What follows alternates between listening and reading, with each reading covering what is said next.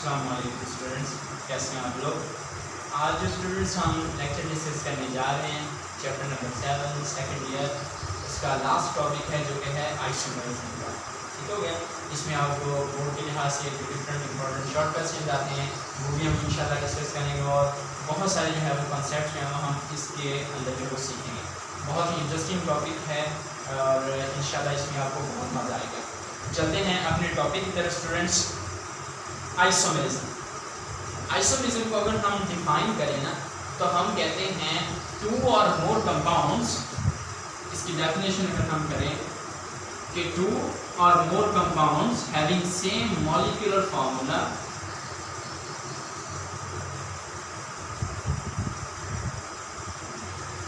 But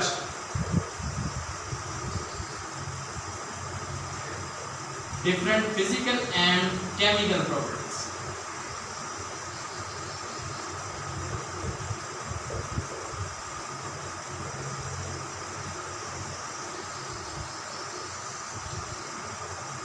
students यहाँ से बहुत सारे लोग जो हैं वो गलतियाँ कर जाते हैं, वो लिख जाते हैं आइसोमरिज्म की कि डिफरेंट स्ट्रक्चर फॉर्म, हालांकि वो अलग से डेफिनेशन है जो कि आइसोमरिज्म की एक टाइप है स्ट्रक्चरल आइसोमरिज्म, वो उसकी डेफिनेशन होती है।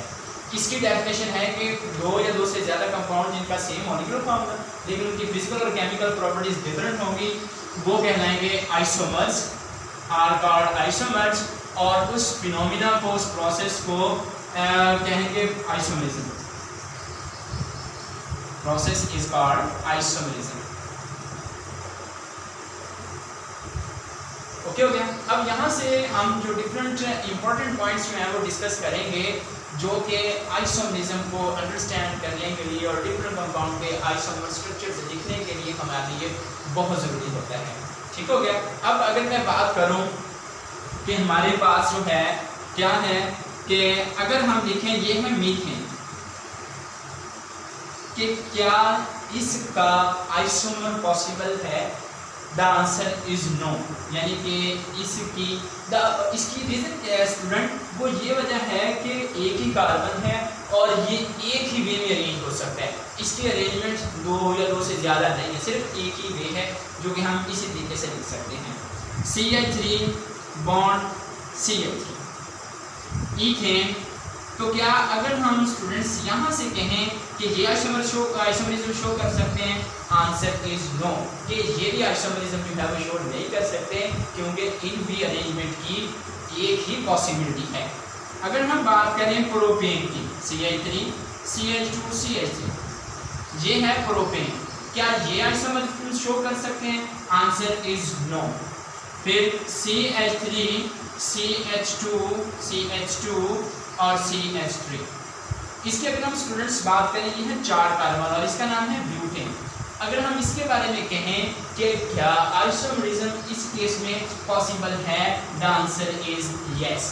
तो इसका मतलब क्या हुआ कि ये जो है इसको ना हम एक से ज़्यादा वे में अरेंज कर सकते हैं। स्टूडेंट्स देखें CH3 CH3, देखें इसकी अरेंजमेंट एक स्ट्रेट चेन वाली है और एक इसकी जो हमारे पास स्ट्रक्चर बनी है उसमें एक साइड चेन भी आ गई है, मिथाइल एक साइड चेन में चला गया। इसको बोलते हैं एन ब्यूटेन, और जिसमें एक साइड चेन ब्रांच आ गई इसको बोलते हैं आइसोब्यूटेन। सो यहाँ से हमें जो बात समझ आई है वो ये है कि अगर हम ऐसे कंपाउंड जिनमें कार्बन और हाइड्रोजन हैं, सिर्फ कार्बन और हाइड्रोजन, अगर हम उनका आइसोमरिज्म का फिनोमिना डिस्कस करना चाहते हैं देन व्हाट विल हैपन? तो स्टूडेंट्स इसके लिए कम से कम 4 कार्बन एटम जो हैं वो होने चाहिए ताकि उनको एक से ज़्यादा वे में अरेंजमेंट मिल सके। अगर अरेंजमेंट मिलेगी तब ही वो आइसोमरिज्म का फिनोमिना शो कर सकेंगे। ओके हो गया। अच्छा, अब नेक्स्ट अगर हम बात करें, हमारे पास जैसे देखें 4 कार्बन हो गए तो 2 आइसोमर हैं। जैसे ही हम कहते हैं कि 5 कार्बन एटम होते हैं तो 3 आइसोमर बन जाते हैं। हम कहते हैं 6 कार्बन एटम है तो 4 आइसोमर बन जाते हैं। स्टूडेंट्स, जिस तरह number of carbon atom in the organic compounds जो है वो बढ़ेंगे, नंबर ऑफ पॉसिबल आइसोमर्स जो हैं वो उनकी भी तादाद जो है वो बढ़ेगी। फिर हम कहें कि क्या सिर्फ ये ऑर्गेनिक कंपाउंड के लिए आइसोमरिज्म ओनली पॉसिबल है? The answer is no. कि और भी बहुत सारे हम बात करें जिसमें इनऑर्गेनिक केमिस्ट्री आ जाती है, वो भी आइसोमरिज्म जो है वो शो करते हैं, ऑर्गेनिक भी शो करते हैं आइसोमरिज्म। तो स्टूडेंट्स अगर हम कहें कि हमारे पास एक ऑर्गेनिक कंपाउंड में 30 कार्बन है, तो यकीन करें उसके जो पॉसिबल आइसोमर्स होंगे वो 4 बिलियन जो हैं वो उसके पॉसिबल आइसोमर्स होंगे, पॉसिबल आइसोमर होंगे। इसकी वजह क्या है बेटा? जैसे ही नंबर ऑफ कार्बन आइटम बढ़ती हैं, नंबर ऑफ अरेंजमेंट्स जो हैं वो बढ़ जाती हैं। जैसे अरेंजमेंट बनती हैं तो आइसोमर्स बढ़ जाते हैं। तो with the increase in the number of carbon atom, the number of possibility of isomers is also increases. Okay हो गया? अब नेक्स्ट अगर हम बात करें तो इसकी टाइप्स की बात करेंगे। वैसे तो हमारे लेवल पे और डिफरेंट तरीके से डिस्कस करते हैं, आपके लेवल पे हम इसको 2 तरीकों से डिस्कस करेंगे। वह स्टूडेंट, एक है स्ट्रक्चरल आइसोमरिज्म और दूसरा है ज्योमेट्रिक आइसोमरिज्म। ज्योमेट्रिक आइसोमरिज्म को हम सिस ट्रांस आइसोमरिज्म भी बोल लेते हैं। ठीक है, जब हम इसको एक्सप्लेन करेंगे इंशाल्लाह मैं आपको समझाऊंगा ये सारी बातें कि सिस ट्रांस आइसोमरिज्म कैसे पॉसिबल जो है वो होता है। आज हम स्टूडेंट्स इंशाल्लाह डिटेल में डिस्कस करेंगे वो है स्ट्रक्चरल आइसोमरिज्म और इसके डिफरेंट आगे टाइप्स भी हैं। अगर मैं इसको डिफाइन करूं तो वेरी इजीली हम इसको जो है वो डिफाइन कर सकते हैं। कैसे स्टूडेंट्स? यही हम लिखेंगे, 2 or more compounds having same molecular form but different structural formula. अब अगर हम लिखेंगे ना स्ट्रक्चरल फार्मूला तो फिर ये डेफिनेशन बन जाएगी स्ट्रक्चरल आइसोमरिज्म। जैसे मैंने आपको स्टार्ट में बताया था कि हम जो बात करते हैं कि अगर ऐसा हो गया कि हम इधर भी लिख रहे हैं तो ये इस आइसोमरिज्म की डेफिनेशन नहीं है, वो इसकी बन जाएगी। तो वो हम फिर इधर लिखेंगे कि 2 या 2 से ज़्यादा कंपाउंड जिनका सेम मॉलिक्यूलर फार्मूला है लेकिन डिफरेंट स्ट्रक्चरल फार्मूला है, उनको हम स्टूडेंट्स बोलते हैं स्ट्रक्चरल आइसोमर्स और उस प्रोसेस को बोलते हैं स्ट्रक्चरल आइसोमरिज्म। अगर हम इसकी टाइप्स की बात करें स्टूडेंट्स, इसकी 5 टाइप्स हैं जो हम डिस्कस करेंगे इंशाल्लाह कंप्लीटली। नंबर 1 है, हम कहते हैं चेन आइसोमरिज्म। दूसरी है फंक्शनल ग्रुप आइसोमरिज्म। तीसरी है पोजीशन आइसोमरिज्म।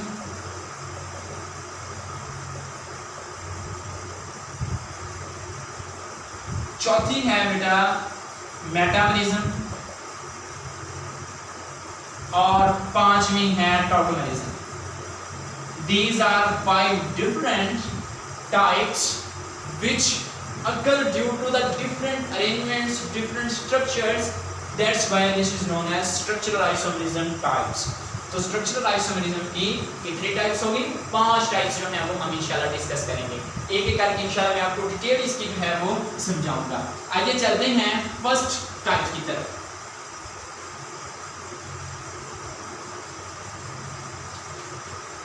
फर्स्टली जो बेटा टाइप है इसकी वो है चेन आइसोमरिज्म। चेन आइसोमरिज्म की अगर हम बात करें बेटा तो हम क्या कहते हैं? 2 or more compounds having same molecular formula but different structural formula, and that difference in the structure is due to the nature of the carbon chain.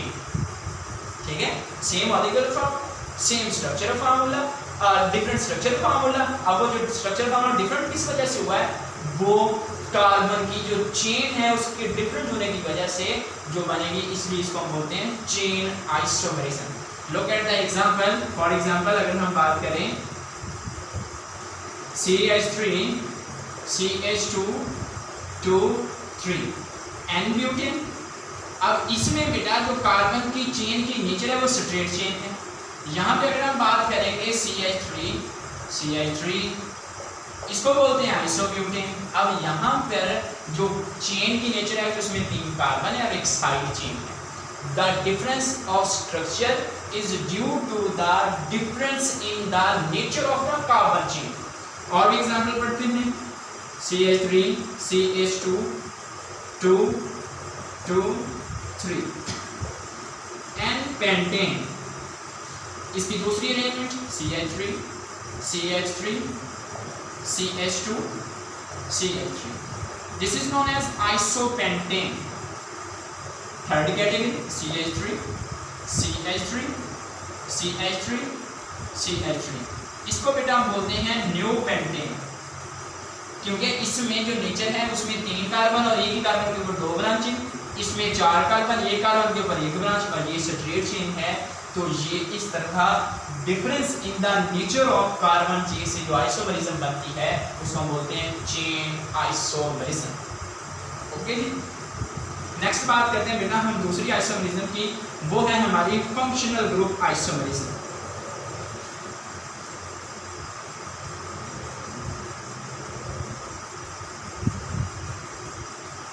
Functional group isomerism की बेटा अगर हम बात करें तो ये होगा कि this type of isomerism arises due to the difference in the different functional groups.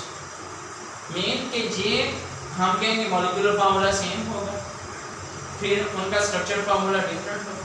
अब वो जो स्ट्रक्चर फार्मूला डिफरेंट क्यों हुआ, उनका स्ट्रक्चर फार्मूला चेंज हो जाएगा, और स्ट्रक्चर फार्मूला चेंज किस तरह से होगा, उनका फंक्शनल ग्रुप टोटली चेंज हो जाएगा।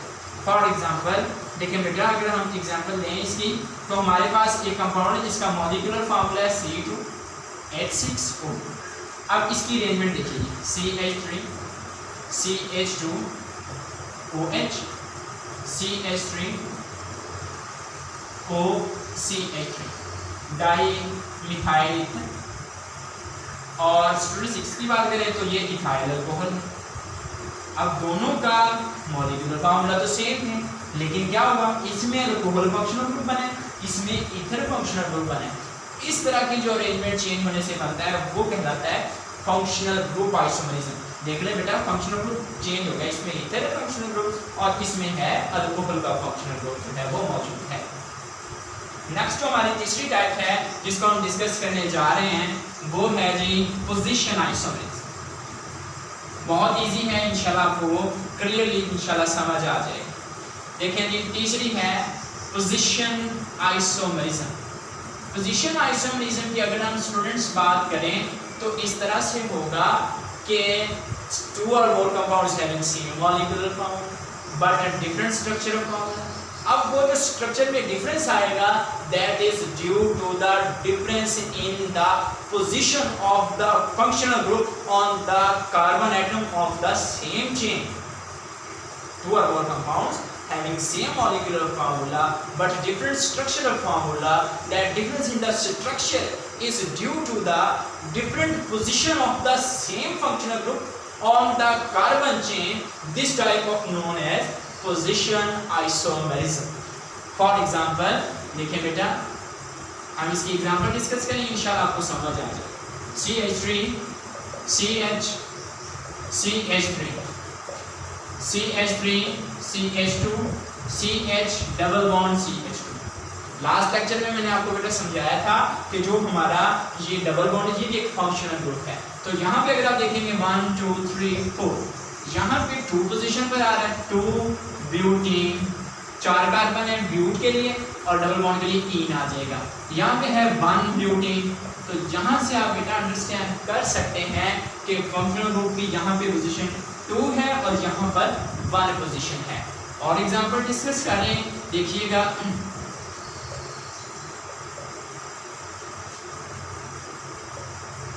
1 प्रोपाइल क्लोराइड या 1 क्लोरोप्रोपेन कर लें इसको 1, क्योंकि हम आयुटैक दे इसलिए ऐसे करें 1 क्लोरोप्रोपेन CH Cl 1 2 3, इसमें 1 2 ये आ गया बेटा 2 क्लोरोप्रोपेन।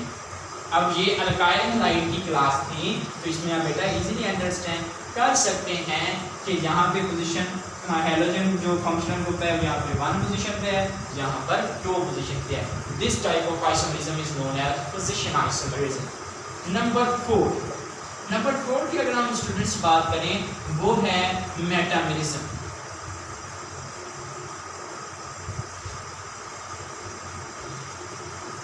मेटामरिज्म की अगर बेटा बात करें हम कहते हैं this type of isomerism arises due to the unequal distribution of the carbon atom on the either side of the functional group.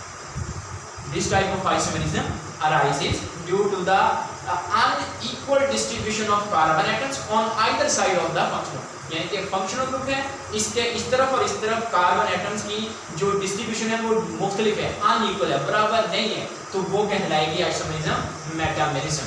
Look at this, for example, CH3 CH2O CH2 CH3 diethyl ether CH3O CH2 CH2 CH3 methyl N propyl ether.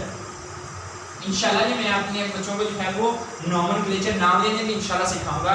यहाँ पे तो आप सिर्फ understand करें कि हमारे पास देखें ये फंक्शनल ग्रुप ईथर का है, इसमें आप दोनों तरफ देखें, इस तरफ 2 कार्बन, इस तरफ भी 2 कार्बन, लेकिन इस तरफ देखें इस तरफ 1 है और इस तरफ 3 है. Unequal distribution of carbon atom on either side of the functional group. This type is known as metabolism. और एग्जांपल देखें CH3 CH2 C double bond O CH2 CH diethyl ketone. फिर CH3 C double bond O CH2 CH2 CH. इसको हम बोलते हैं methyl N propyl ketone. तो बेटा आप इजीली अंडरस्टैंड कर सकते हैं, यहाँ पे कार्बोनाइल फंक्शनल ग्रुप है, इसके इधर दोनों सेम है और इस तरफ इधर 3 और इधर 1 है. Difference of unequal distribution, this is known as metabolism. Number 5 type है बेटा हमारी टॉटोमेरिज्म. टॉटोमेरिज्म की अगर हम बात करें तो हम कहते हैं this type of isomerism arises due to the shifting of the proton from one part or to the other part of the same molecule. Molecule same है लेकिन प्रोटॉन एक जगह से दूसरी जगह शिफ्ट हो जाता है. Look at this, for example, मेरे पास ये जो है वो उसका जनरल फार्मूला है इसका अमाइनो एसिड का NH2, ये जनरल फार्मूला है. तो ये किसमें कन्वर्ट होगा RCH C double O negative, यहाँ से H निकल के बेटा यहाँ पे आ जाएगा. इसको बोलते हैं ज़्विटर आयन. ज़्विटर आयन क्यों बोलते हैं? और ये देखें प्रोटॉन यहाँ से यहाँ पे शिफ्ट हुआ है, ऐसे है ना कार्बोक्सिलिक पार्ट, इसको दे दिए इसने कर लिया.